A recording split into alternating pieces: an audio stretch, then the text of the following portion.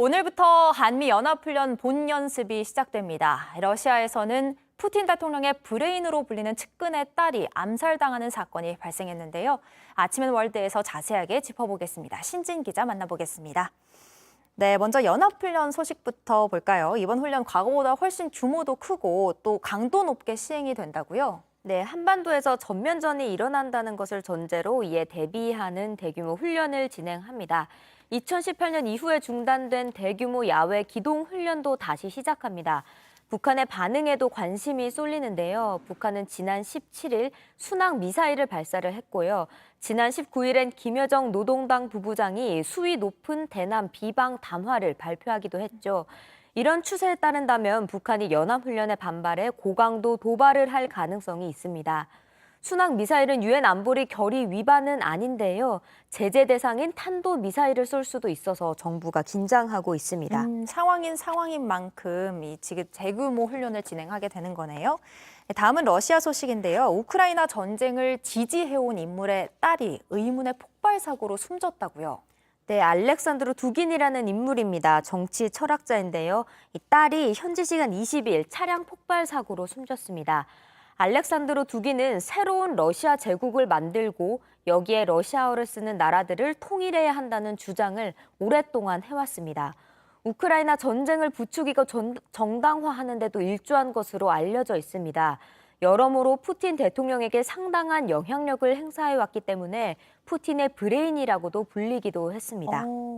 그런데 왜 이 알렉산드로 두긴의 딸이 숨진 겁니까? 원래는 두긴을 겨냥했던 것으로 보입니다. 이 두 인물은 원래 함께 행사에 참석했다가 함께 귀가를 했는데요. 이 딸인 다리아가 탔던 차는 두긴의 소유였다고 합니다. 사건이 발생하기 전에 차를 바꿔 탔다는 겁니다. 다리아도 아버지의 생각을 지지해온 극우 사상가입니다. 두 사람 모두 미국의 제재 명단에 오른 인물이기도 합니다.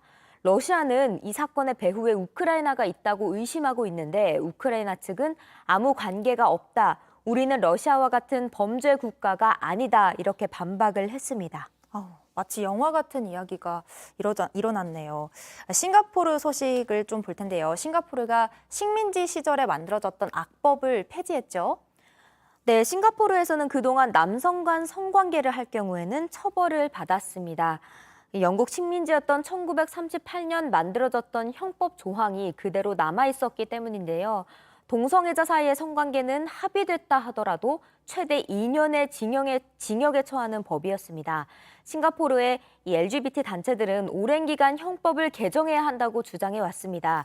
이번에 총리가 현지 시간 21일 기자회견을 열고 이 조항을 폐지하겠다고 밝혔습니다. 리 총리는 성인들 사이의 사적인 행동은 법 질서에 아무런 영향을 주지 않는다. 이런 일로 국민들을 기소하거나 범죄자로 만들 명분이 없다고 밝혔습니다.